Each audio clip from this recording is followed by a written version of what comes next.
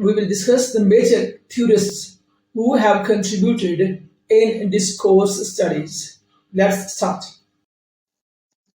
Let's talk about some major theorists or contributors in discourse studies. There's numerous theorists who have worked it, but we will discuss some of the most important or major or founders in the discourse studies.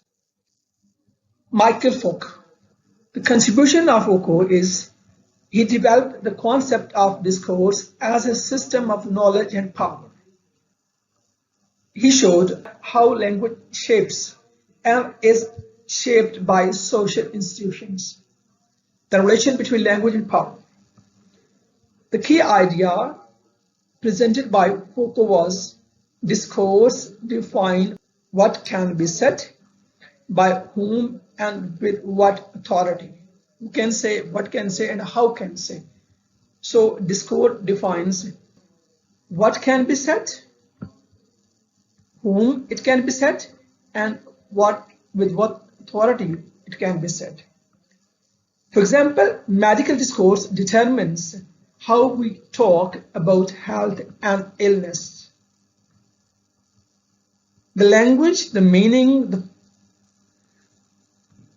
we talk about illness or health are defined by the medical professionals.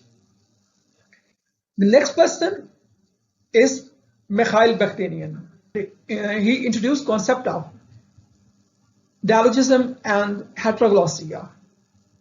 The main concept he gave that meanings is not stagnant. It's keep on changing. He emphasized that all discourse is shaped by multiple voices and perspective.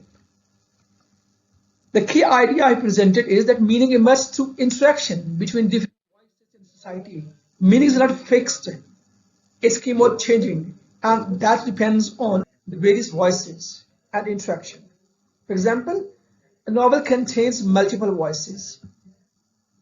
There's a narrative, character, cultural references, and all these help to define meaning differently.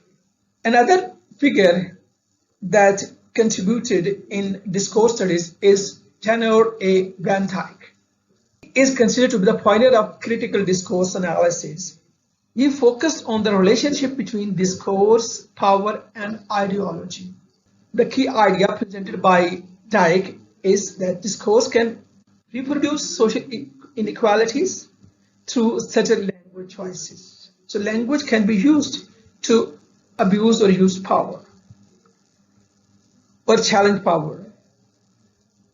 Example, news media framing minorities differently from the majority group. So how the media frames news depending on the ideology or the interest who are behind that framing. Another major figure in the field of discourse studies is Norman Fairclough. Fairclough integrated linguistic analysis with social theory in critical discourse analysis. He presented a three-dimensional model based on text, discourse practice, and social practice. Text, discourse practice, and social practice. So this is a figure, this is a model presented by Fairclough. The key idea he presented is that language is both shaped by society and shapes society. His ideas are similar to the Foucault, that language and power are interlinked. They are part and parcel. Language and power are part and parcel. For example, analyzing workplace policies to show how they reflect and reinforce corporate hierarchies. Another figure who worked in discourse studies is Deborah Tannen. His most contribution is on discourse and gender. He explored the differences in male and female conversational styles. The key idea presented by Deborah was that communication styles can lead to misunderstanding or misinterpretation in cross-gender interactions. For example, Men may talk for status, whereas women may talk about connection. So they may use similar words with different objectives.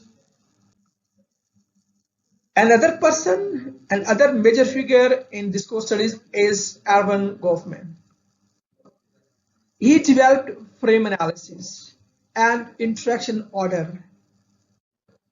He studied everyday interactions as a performance with roles and scripts. What are the roles and how the roles are played. Key idea presented by him is that social life is like a stage, and we manage impressions through discourse. So language is used to perform different functions. For example, a job interview as a craft carefully managed performance. One person performed as an interviewer, other interviewee. So all the actions done on the particular stage. The last contributors we are going to discuss in discourse studies are John Searle and John Aston. They are founder of speech activity. They showed that language is not only descriptive but also performative. Language is not only used to describe but also to perform some actions. The key idea presented by them is that saying something can do something.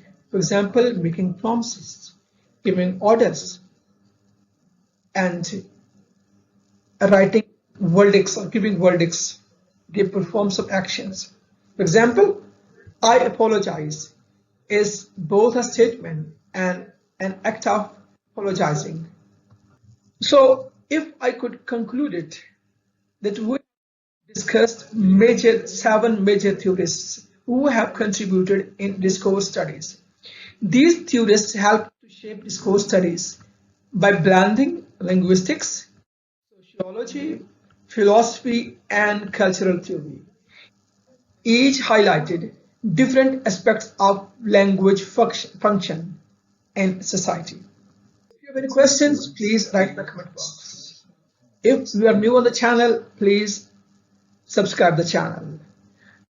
If you find something useful, please like the video and share it. Thank you. Take care.